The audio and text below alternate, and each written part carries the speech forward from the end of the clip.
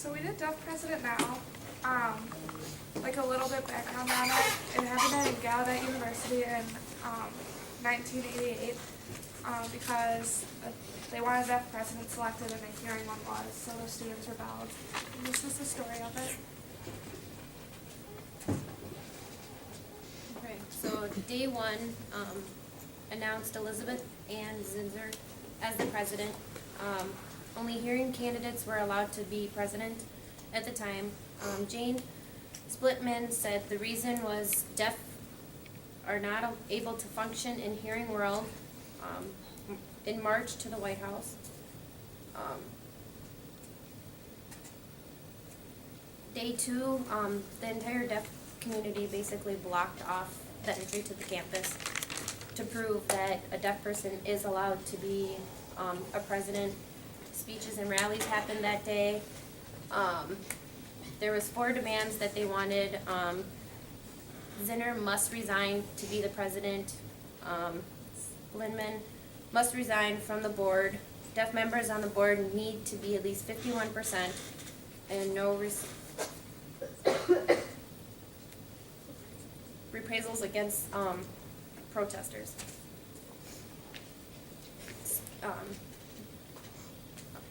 Sorry. Day 3, students boycotted classes and teachers held meetings throughout the entire day. Alumni House became headquarters for meetings. National media was reached. Day 4, meeting with the Board of Trustees. Students urged Zener to step down. She refused the entire time. I. King Jordan announced his support to Zener.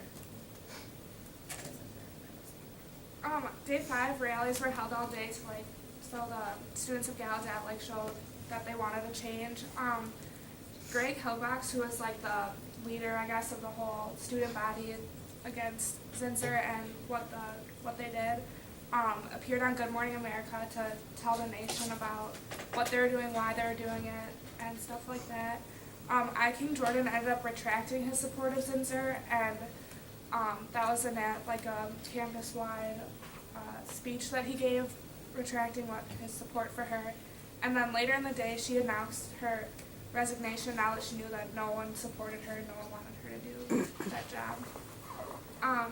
Day 6, there was a more festive atmosphere around campus instead of it having to be so negative.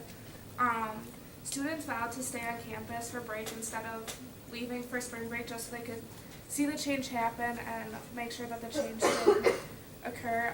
At noon, there was another march to the Capitol since this did happen in Washington, D.C. At 7 p.m., there was a huge rally in the field house. And then that same day, Greg Hillbox was named ABC's News Person of the Week, which was a huge accomplishment. Day 7, they called it the Day of Rest. There wasn't any rallies or protests.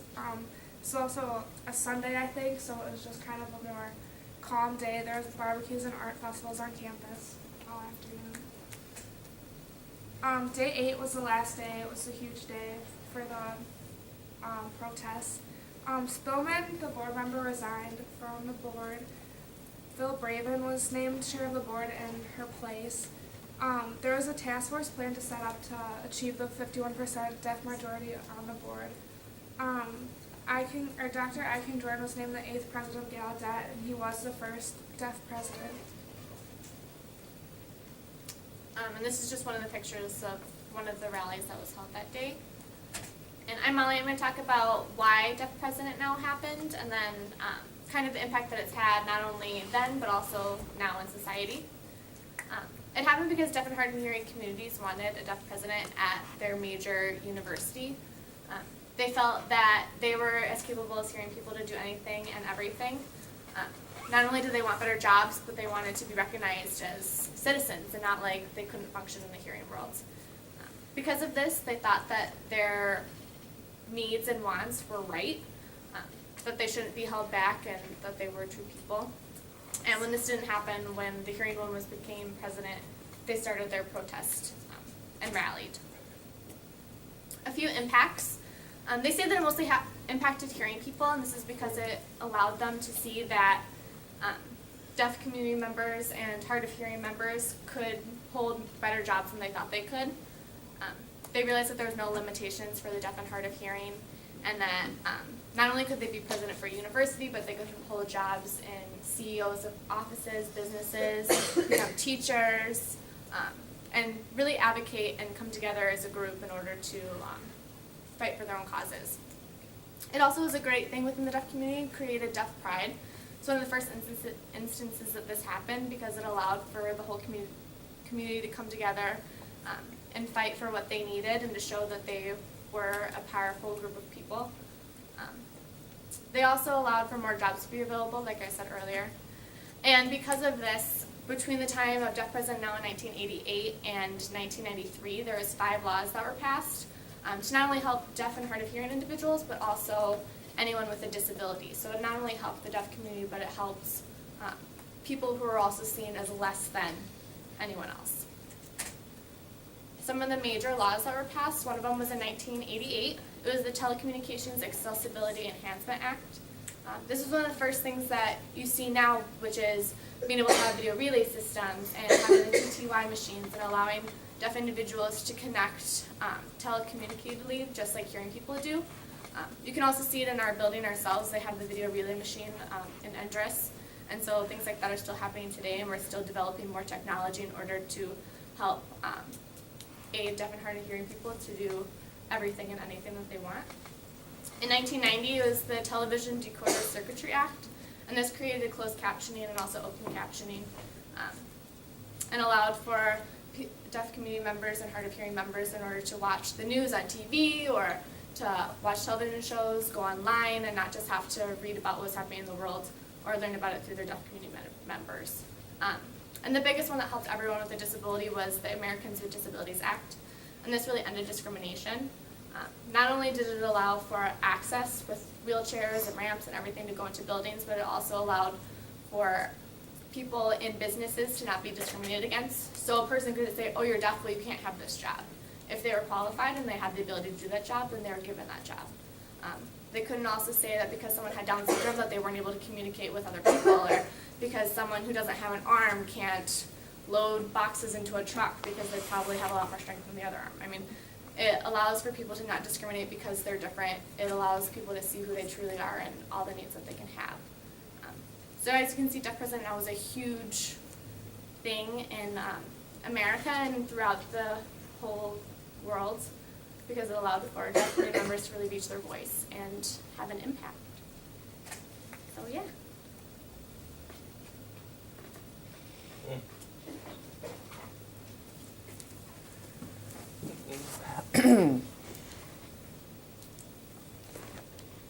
Rock.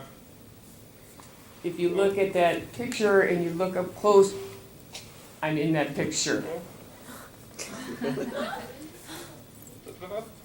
Even closer. I can go that far. I know it's on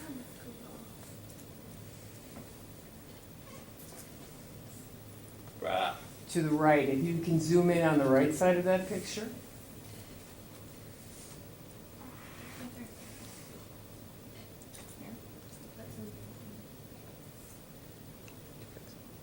Um,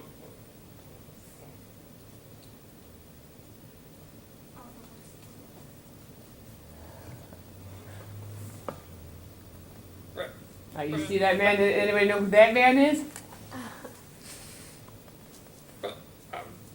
That's Jeff Bronk. He is from Wisconsin. He currently lives in Big Bend. And that's Jeff Bronk, the one that is in that picture underneath the wording.